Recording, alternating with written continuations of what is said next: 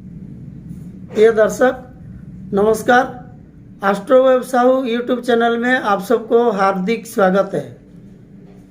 आज हम अस्तग्रह के बारे में जानेंगे। जो अस्तग्रह होता है क्या, अस्तग्रह फल कैसे देता है, अस्तग्रह को पहचानेंगे कैसे।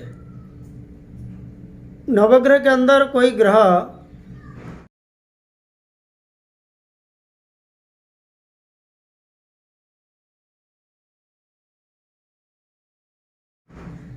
राहु केतु को छोड़ के अगर कोई ग्रह सूर्य के पास है, सूर्य के एक घर आगे नहीं है तो एक घर पीछे, और सूर्य के साथ में अगर कोई ग्रह बैठा है तो सूर्य के द्वारा अस्त हो जाता है।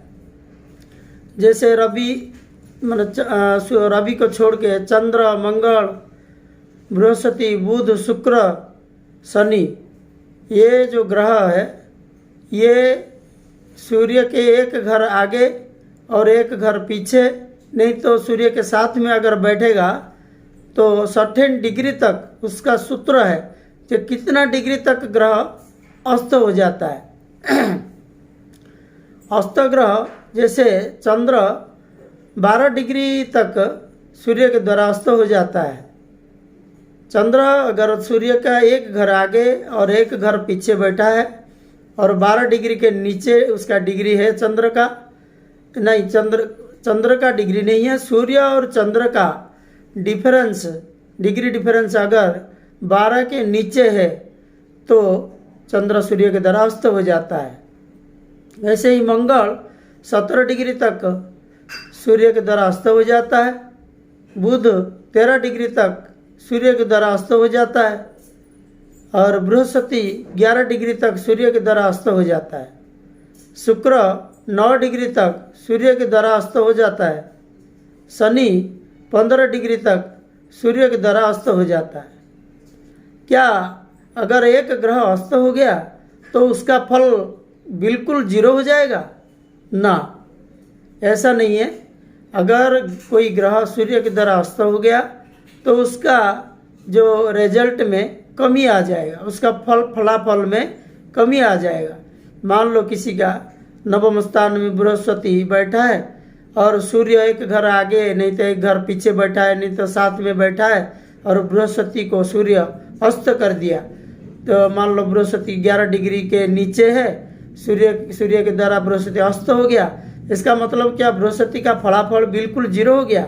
ना, बृहस्पति का फल जीरो नहीं होगा, लेकिन उसका जो शुभत्व में कम आ जाएगा, उसका फलाफल में कम देखने को मिलेगा। ऐसे ही अस्तग्रह के बारे में हम एक कुंडली माध्यम से देखेंगे और समझने को कोशिश करेंगे जो ग्रह अस्त कैसे होता है। आइए कुंडली के माध्यम से हम इसको समझने को कोशिश करेंगे जे रवि अस्तग्रह कैसे क्या होता है और अस्तग्रह क्या है।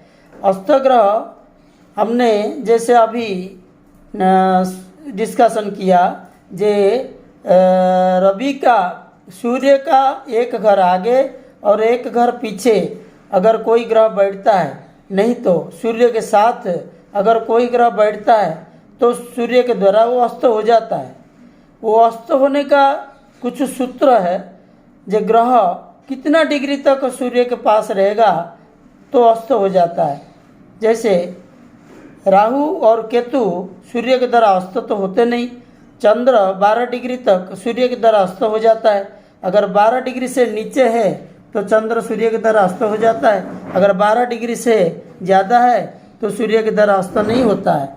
और मंगल 17 डिग्री से नीचे है तो सूर्य के द्वारा अस्त हो जाता है। 17 डिग्री से ज़्यादा है तो सूर्य के द्वारा अस्त नहीं होता है।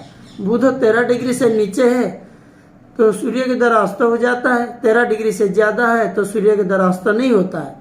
बृहस्पति 11 डिग्री तक अस्त होता है, शुक्र 9 डिग्री तक अस्त होता है, और शनि 15 डिग्री तक सूर्य के द्वारा अस्त हो जाता है। 15 डिग्री से अगर नीचे है शनि तो अस्त हो जाता है। 15 डिग्री से ज़्यादा डिग्री में अगर कुंडली में बैठा है तो शनि सूर्य के द्वारा अस्त नहीं होता है। ये कुंडली में देखिए हम अस्त ग्रह को समझने को कोशिश करेंगे सूर्य 20 डिग्री में मीना राशि में बैठा है। ये जो मेष से लेके मेष वृष मिथुन कर्कट सीरियल 12 घर है, 12 राशि, जैसे मेष वृष मेष से शुरू करके मीना तक। अगर मेष ये हर घर का जो अनुमान है मतलब अनुपात है 30 डिग्री का होता है।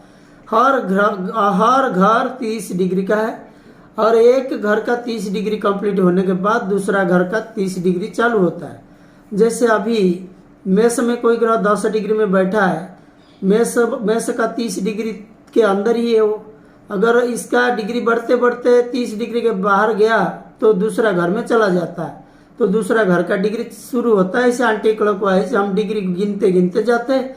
टोटल घर मिला के 12 घर का 360 डिग्री होता है और एक घर का 30 डिग्री है। जैसे सूर्य 20 डिग्री में यहाँ बैठा है मीन राशि में और मेष राशि में चंद्र 10 डिग्री में बैठा है, तो सूर्य चंद्र का करीब है, एक घर आगे है। और सूर्य का और चंद्र का जो डिफरेंस डिग्री है, ये सूर्य 20 डिग्री मतलब 30 डिग्री के अंदर 10 डिग्री डिफरेंस है। 30 तक एक घर का 30 डिग्री तक पहुंचने के लिए सूर्य को 10 डिग्री बाकी है और चंद्र दूसरा घर का 10 डिग्री तक आगे गया है, तो 10 मिला के 20 हो गया। तो सूर्य और चंद्र का बीच में डिग्री डिफरेंस हुआ 20।